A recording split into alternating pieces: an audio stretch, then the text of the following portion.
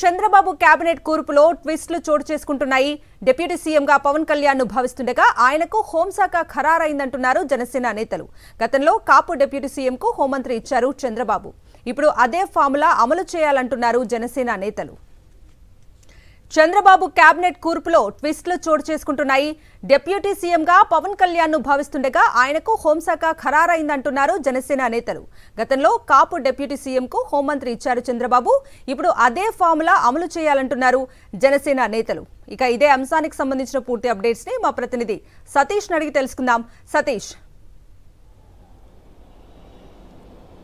కవిత, రేపు ఉదయాన్న ముఖ్యమంత్రిగా చంద్రబాబుతో పాటు ఆయన మంత్రివర్గం ప్రమాణ స్వీకారం చేస్తున్నటువంటి నేపథ్యంలో చంద్రబాబు కేబినెట్ కూర్పులో అనూహ్యమైనటువంటి పరిణామాలు, ఊహించినటువంటి ట్విస్టులు ఆ తెరపైకి వస్తూ ఉన్నాయి. ఇప్పుడు డిప్యూటీ సీఎం పదవి అన్నది తీవ్ర చర్చనీయాంశం అయింది. ఎందుకంటే ఆ చంద్రబాబు కేబినెట్లో డిప్యూటీ సీఎంగా గతంలో 2014 నుండి 19 మధ్యలో ఇద్దరు డిప్యూటీ సీఎంలుగా ఉన్నారు. ఒకటి కాపులు, ఒకరు బీసీలు డిప్యూటీ సీఎంలుగా ఉన్నారు. సో ఇప్పుడు కూడా పవన్ కళ్యాణ్ జనసేన నుండి ఆ ఎమ్మెల్యేగా ఎన్నికైన పవన్ కళ్యాణ్ డిప్యూటీ సీఎంగా నియమించాలని ఇప్పటికే ఒక ఏకాభిప్రాయం రెండు పార్టీ అటు చంద్రబాబు పవన్ కళ్యాణ్ మధ్య కుదిరింది. అయితే డిప్యూటీ సీఎంగా ఇచ్చినప్పటికి కూడా ఏ శాఖ అన్నదే చాలా కీలకమైనటువంటి అంశం. ఎందుకంటే డిప్యూటీ సీఎం అయినప్పటికీ కూడా మంత్రిగా ఏ బాధ్యతలు ఉంటాయి అవే బాధ్యతలు డిప్యూటీ సీఎంకి కూడా ఉంటాయి. సో ఈ నేపథ్యంలో పవన్ కళ్యాణ్కి హోంశాఖ మంత్రిత్వ శాఖ ఇవ్వాలి. అప్పుడే ప్రభుత్వంలో నెంబర్ 2గా ఉన్నట్టుంటుంది. అది కూటమిలో కూడా నెంబర్ 2గా ఉన్నాం కాబట్టి అన్న ఒక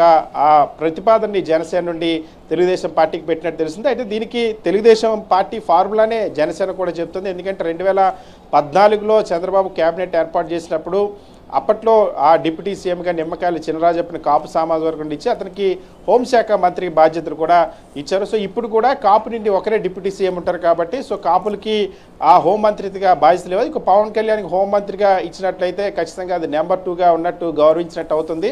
సో పవన్ కళ్యాణ్కి డిప్యూటీ సీఎంతో పాటు హోంమంత్రిత్వ శాఖ, అదేవిధంగా మరొక 4గురికి జనసేనకు సంబంధించిన ఎమ్మెల్యేలకి మంత్రి పదవులు ఇవ్వాలని ఒక ప్రతిపాదన జనసేన వెళ్తూ కొద్దిసేపటి కిందట జనసేన పార్టీ కార్యాలయంలో పవన్ కళ్యాణ్ జనసేన శాసనసభాపక్ష నాయకుడిగా ఎన్నుకున్నారు.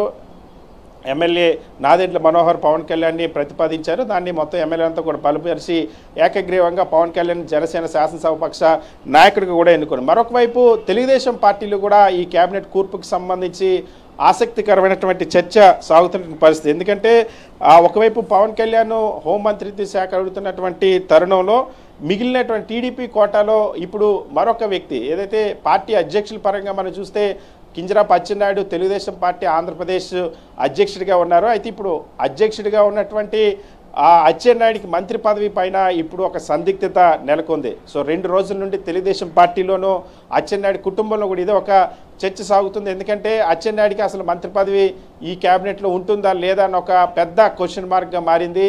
ఎందుకంటే ఆ కేంద్ర హోంశాఖ కేంద్ర మంత్రిగా ఎవరైతే రామ్మోహన్ నాయుడు కింజరాపు రామ్మోహన్ నాయుడికి అవకాశం ఇచ్చారో 3 సార్లు ఎంపీగా ఎన్నికైనటువంటి రామ్మోహన్ నాయుడిని ఆంధ్రప్రదేశ్ నుండి తెలుగుదేశం పార్టీ నుండి దక్కినటువంటి ఒకే ఒక్క కేంద్ర కేబినెట్ హోదాలో సహాయ మంత్రి కాకుండా కేంద్ర కేబినెట్ హోదా ఒకరికి దక్కింది. సివిల్ ఏవియేషన్ మినిస్టర్గా కింజరాపు రామ్మోహన్ నాయుడికి అవకాశం ఇచ్చారు. సో ఇప్పుడు ఒకే కుటుంబంలో 2 మంత్రి పదవులు ఇవ్వడం ఇప్పుడున్న పరిస్థితుల్లో సాధ్యం కాదని తెలుగుదేశం పార్టీ వర్గాలు చెప్తున్నాయి. ఎందుకంటే తెలుగుదేశం పార్టీ నుండే 135 మంది ఎమ్మెల్యేలు ఎన్నికయ్యారు. మొత్తం కూటమి నుండి 164 మంది ఎమ్మెల్యేలు ఎన్నికయ్యారు. సో అన్ని వర్గాలకు సంబంధించి కూడా సీనియర్ ఎమ్మెల్యేలు ఎన్నికయ్యారు. పార్టీలో అనేక దశాబ్దాలు ఉన్న వాళ్ళు ఉన్నారు కాబట్టి సో అచ్చెన్నాయుడికి ఇప్పుడు మంత్రి పదవి, ఎందుకంటే ఒకే కుటుంబంలో అటు కేంద్ర మంత్రి పదవి ఇటు రాష్ట్ర మంత్రి పదవి ఇవ్వడం అనేది ఈక్వేషన్ కుదరకపోవచ్చు అన్న ఒక చర్చ సాగుతుంది. సో అచ్చెన్నాయుడిని యథాతథంగా తెలుగుదేశం పార్టీ అధ్యక్షుడిగా కొనసాగించి ఏదైనా ఒక కేబినెట్ హోదా ఇచ్చి కొంచెం గౌరవించాలని ఒక ప్రతిపాదన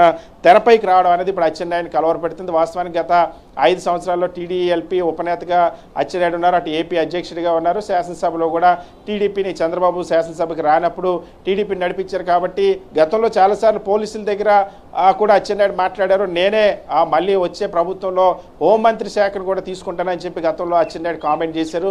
సో ఈ తరుణంలో ఇప్పుడు అచ్చెన్నాయుడికి అసలు మంత్రి పదవి ఏం జరగబోతుందని అచ్చెన్నాయుడు మాత్రం ఖచ్చితంగా తనకు మంత్రి పదవి ఇవ్వాలి, నేను 5 సంవత్సరాలు చేసినటువంటి కష్టానికి ఫలితంగా ఇవ్వాలని కోరుతున్నట్టయితే తెలుస్తుంది. మరొక వైపు స్పీకర్ ఆ పదవి కూడా మరో కీలకమైన పదవి స్పీకర్ పదవికి సంబంధించి కూడా వైఎస్ఆర్ కాంగ్రెస్ పార్టీ మొన్నటి వరకు కూడా బీసీ నేతకు స్పీకర్ పదవి ఇచ్చిన నేపథ్యంలో ఇప్పుడు బీసీకి ఇవ్వాలా లేదా సీనియర్ ఎమ్మెల్యేని చూడాలన్న ఒక గతంలో అయితే కమ్మ సామాజిక వర్గానికి సంబంధించినటువంటి కోడెల శివప్రసాద్ స్పీకర్గా చేశారు. ఈసారి ఆ రేసులో గోరంట్ల బుచ్చయ్య చౌదరి సీనియర్ ఎమ్మెల్యేగా 7 సార్లు ఎమ్మెల్యేగా ఎన్నికైనటువంటి వాళ్ళు, అదేవిధంగా గత 5 ఏళ్ళు కూడా ప్రతిపక్షంలో పనిచేసినటువంటి ఎమ్మెల్యే కాబట్టి బుచ్చయ్య చౌదరి పేరు ఒకవైపు, బీసీల నుండి కళా వెంకట్రావు అదేవిధంగా అయ్యన్న పాత్ర ఇద్దరు కూడా సుమారుగా 7 సార్లు ఎమ్మెల్యేలుగా ఎన్నికయ్యారు. ఉత్తరాంధ్ర నుండి ఆ బీసీ నాయకులుగా ఉన్నారు కాబట్టి ఇద్దరు, ఒకరు కాపు తూర్పు కాపు సామాజిక వర్గం, మరొకరు కొప్పలవెలుగు సామాజిక వర్గం నుండి ఉన్నారు. సో ఈ వర్గాల్లో ఒకరికి స్పీకర్ పదవి ఇచ్చేటువంటి అవకాశం. సో కళా వెంకట్రావుకి స్పీకర్ ప్రతిపాదన తెరపైకి తీసుకొస్తా ఉన్నారు. అదేవిధంగా అయ్యన్న పాత్రుని కానీ వీళ్ళిద్దరిలో ఒకరిని స్పీకర్గా పెట్టాలన్నటువంటి ప్రతిపాదన సాగుతుంది. సో అయితే ఇప్పుడు ఏ ఫార్ములాని చంద్రబాబు అనుసరిస్తారన్న దానిపైన ఒక ఆసక్తి నెలకొంది. సో ఈ కీలకమైన పదవులు అటు డిప్యూటీ సీఎం ప్లస్ హోంమంత్రి, ఇంకొక వైపు ఏపీ అధ్యక్షుడు అచ్చెన్నాయుడికి అసలు మంత్రి పదవి వస్తుందా రానటువంటి పరిస్థితి, ఇంకొక వైపు స్పీకర్గా కళా వెంకట్రావు, బుచ్చయ్య చౌదరి, అయ్యన్న పాత్ర అనే ఒక చర్చ తెలుగుదేశం పార్టీలో సాగుతుంది. మరి కాసేపట్లో జరిగే టీడీఎల్పీలో దీనికి సంబంధించి చంద్రబాబు ఏమైనా హింట్ ఇస్తారా అన్న ఒక ఆసక్తి అయితే సర్వత్రా నెలకొంది. Right Satish, thank you.